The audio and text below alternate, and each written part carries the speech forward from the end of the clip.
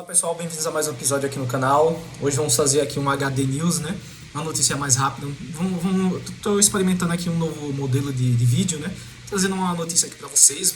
Não tão assim, não um vídeo tão complexo, mais aprofundado, mas uma notícia assim, de acontecimentos que aconteceram na semana, no dia, que eu achei bem interessante. No caso, hoje vamos falar sobre uma reunião que aconteceu dia 22, né? Essa semana mesmo, dependendo de quando você estiver assistindo esse vídeo. Uma reunião que aconteceu em Israel, entre Israel, claro, né? Israel, Grécia e o Chipre, né? O primeiro-ministro de Israel, Netanyahu, o presidente da Grécia, se eu não me engano, deixa eu ver se tem aqui o nome dele, Kyriakos, e o presidente do Chipre, o Nikos. Nessa reunião eles trataram de várias coisas, né? Que não são tão pertinentes assim, mas tem alguns pontos, eu separei alguns pontos que são interessantes de a gente comentar. O primeiro ponto que eles falaram na reunião foi sobre a questão energética. Eles falaram sobre uma cooperação maior na região, tanto pela questão do desenvolvimento, questão de uma maior integração entre esses países, e sobre um corredor, né? Foi o ponto que eles trataram na reunião, sobre um corredor energético que vai da Índia, passando pelo Oriente Médio até a Europa, né? Quase ali o Império de Macedônico de Alexandre o Grande. Justamente como enfatizou o Netanyahu na reunião, no discurso dele, um corredor tanto energético, com tubulações para gás natural, de cabos de energia, de comunicação e de linhas férreas de comunicação, sabe? Realmente uma conectividade ali que conecta a Ásia até a Europa, né?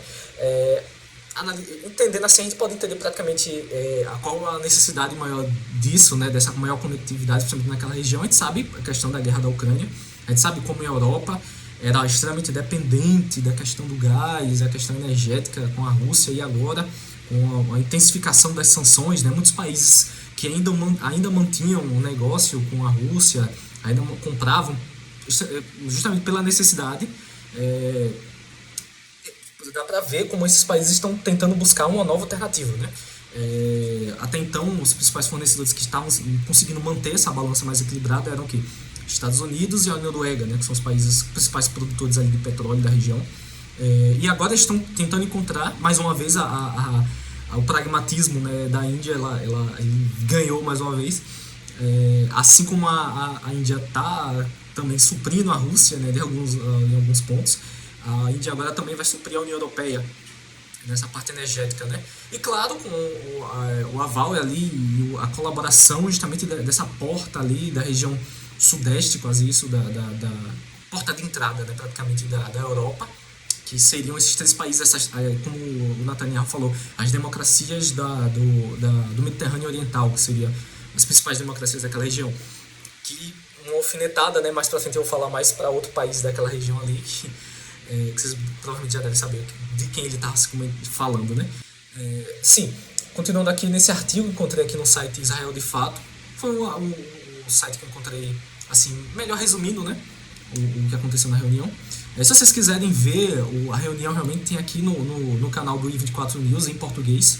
É bem interessante vocês verem ela mesmo, realmente dita.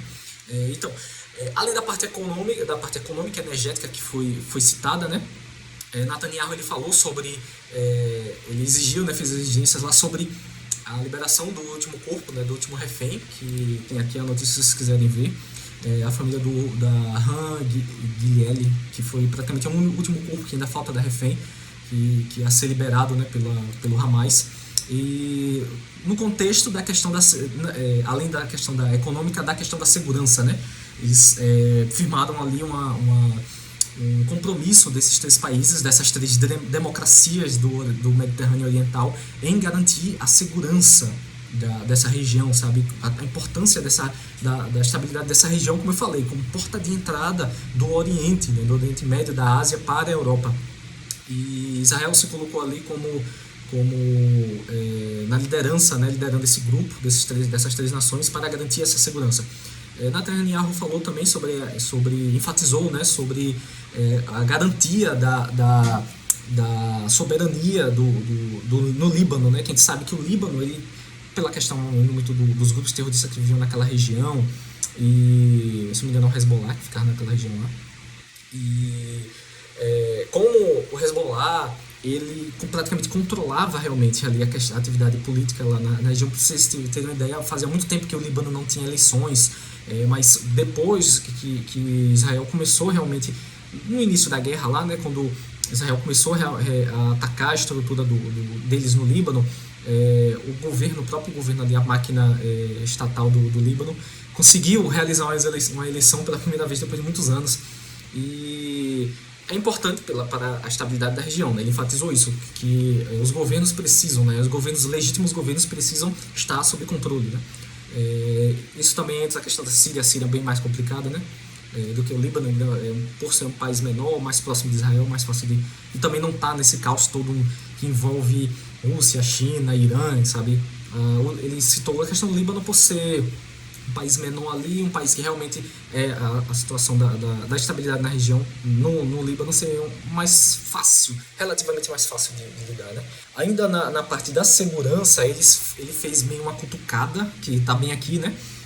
Uma cutucada na Turquia. O Netanyahu, ele falou que nossos países, apesar de hoje sermos democracias livres, independentes, já tivemos no passado, já estivemos sob julgo de impérios, né?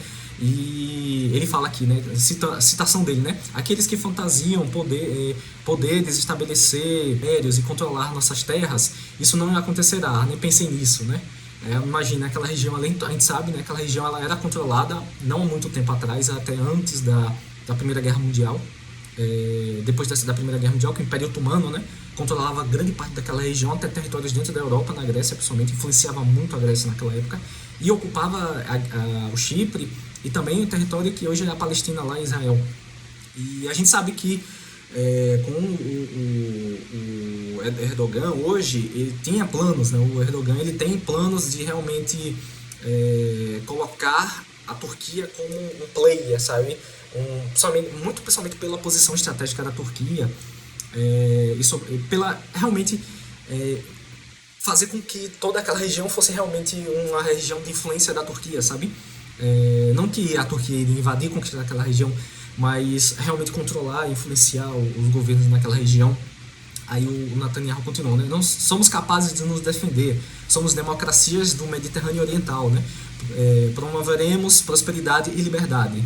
Então, ele meio que deu uma cutucada sobre a questão da... É claro que também teve a questão do que vinha acontecendo na guerra na Palestina, né? A Turquia, ela passou a fazer contraponto, sabe, às ações de Israel, e talvez liderar um bloco de resistência ali, e acabou que meio que criando esse antagonismo entre Israel e Turquia. A gente sabe que a Turquia, apesar dela ser um país da OTAN, apesar de ela estar envolvida ali no contexto muito da Europa, né? Ela é um país bem complicado, é um aliado bem complicado a Turquia.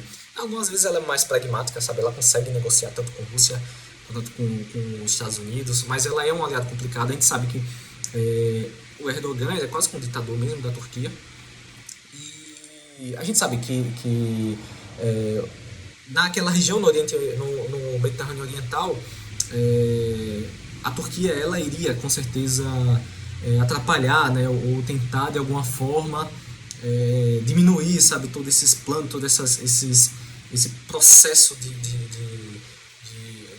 essa briga de influência realmente entre Israel, sabe, e a Turquia na região, onde realmente a Síria é um palco disso, né? A gente vê claramente que a Síria é um palco dessa briga de influência, desse jogo estratégico entre a Turquia e Israel. Também na reunião, né, no pronunciamento, tanto Israel, tanto o presidente da Grécia e o presidente do Chipre, eles declararam apoio ao plano de 20 pontos de paz de Trump para Gaza. E Netanyahu, ele falou uma frase que eu achei bem interessante. Ele falou assim: Israel e a Grécia, né, como Jerusalém e Atenas são o berço da civilização ocidental, e como eles têm orgulho disso, né, orgulho, e mais uma vez mostrando, né, como aquela região Mediterrâneo Oriental é importante para a estabilidade do Ocidente, né? E também no finalzinho da reunião, o presidente da Grécia, ele falou, eu não vi se tinha nada oficial realmente saindo, mas ele declarou que provavelmente ou possivelmente já próximo ano possa ocorrer exercícios militares, né, em conjunto entre esses três países, como uma forma realmente de integração, né, militar desses países. E claro, como eu disse, né, tudo isso faz frente e não agrada nada à Turquia. Então, resumindo, esses países, né, as democracias, como foi dito na reunião, palavras do Netanyahu, democracias do Mediterrâneo Oriental, eles se reuniram e trataram principalmente da questão energética, da questão de uma interligação maior energética, tanto econômica também entre esses três países, enfatizaram a importância da região, enfatizaram a importância de serem realmente a porta de entrada do Oriente Médio na Europa, e também, que eu acho que é o ponto mais importante, enfatizaram uma colaboração militar entre esses três países e o enfrentamento tanto contra o islamismo, né, o extremismo islâmico na região, o terrorismo, e o crescimento do imperialismo regional da Turquia. Como eu disse, né, se vocês quiserem ver o discurso, né, completo, está aqui no canal do 21, do I21, I21 não, I24 no News, tá em português, um negócio bem legal traduzido. É isso, pessoal, se quiserem se manter sempre informados, sempre mantenham um olhar no Horizonte Diplomático. Até a próxima.